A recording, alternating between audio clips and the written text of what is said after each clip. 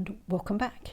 So here we are back again with the seeds and the seedlings, and it's 2 to 3 weeks after we planted them in the propagators, and well, as you can see, they've come on a fair old amount really. The sweet peas are making a break for it, quite literally. We've had to take the lids off the propagators, so they're kind of almost ready to go, but it's way too cold outside for us to plant these, so they're going to be indoors for a little while yet. And everything has come up. The only lag is the lemon chili seeds. There's only one that's come up so far, and we're just going to have so many that we're going to have to tend for. We're going to see how we do. As I say, we haven't done propagating from seeds for a few years now, and this year it looks like it's going to be a bumper harvest. So bear with us as we wander through our gardening escapades here, but really looking forward to some really healthy food, some lovely flowers, and fingers crossed a really nice summer. So gardening is so good for the soul. It's really, really good if you can get out, even if it's a terrace or a potted plant. So this morning I was also painting a wall just to get the algae off, where we're going to put the tomato grow house. So the tomato seeds are also on their way. So we have to get their little home erected as soon as possible as well. So we've got the space prepared for the little tomato grow house and whatever else we want to put in there. So it's a beautiful day in March, and I'm giving the veggie pods a bit of a turnover. It's quite deep in the veggie pod, so this is really handy, but these have all got into a bit of a state over the winter. So the onion sets are going to be arriving soon, so I have to get on, and I'm turning all the soil over completely. Well, there's a few really good carrots that we didn't manage to pull, so they seem to have overwintered very well, but will they be edible? That's the question. Well, the proof is in the pudding, and here we have it, delicious chicken curry and a potato in a sunny garden. So it's now the last week in March, and the onion sets arrived. Now I've got 2 sets. One is Rumba, which is a white one, and the other one is Carmen with a K, and that's for a sort of red skinned onion.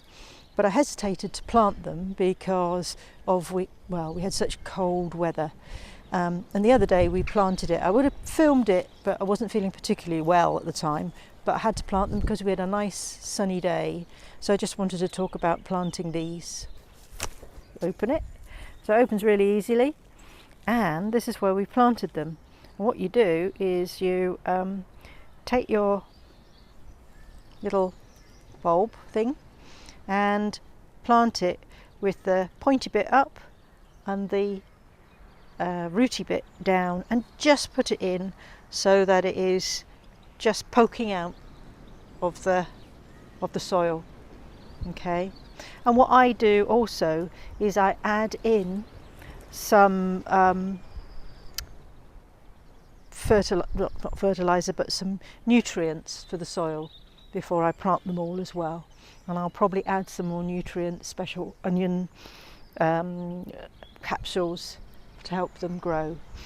Now, what you will see here also is that they are quite close together, but we are strapped for space, but we do get some really gorgeous onions planting it this way.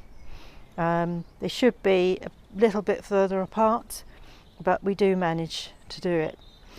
And with these little lids, they have a mesh, and it lets the rain through and the wind through, and we just use these for when they're young, to keep heavy rain off and the wind off, and once they've grown we take the lids off and they're free with all the air and the sun and the rain, and it will, well, join us in a few months' time when they've all grown up.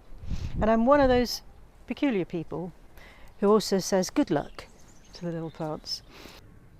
So we do a couple of things with sweet peas. For the ones that we have grown from seed, we're going to put it on this little kind of contraption that we've put together, and that gives us some wonderful scent throughout the summer. And we also have 2 obelisks, sort of metalwork things, in some nice blue pots, and I grow them there as well, and there's some solar lights on there which makes it really cheery whether it's the summer or the winter.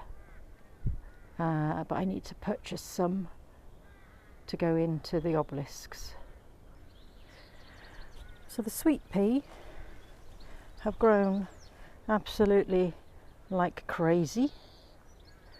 So how I'm going to get them apart, I don't know, but this might be a little while.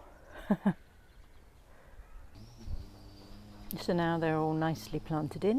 You can see they're quite tall, at least a foot high, and they will begin to fill out that entire frame and give the most beautiful scent throughout the summer.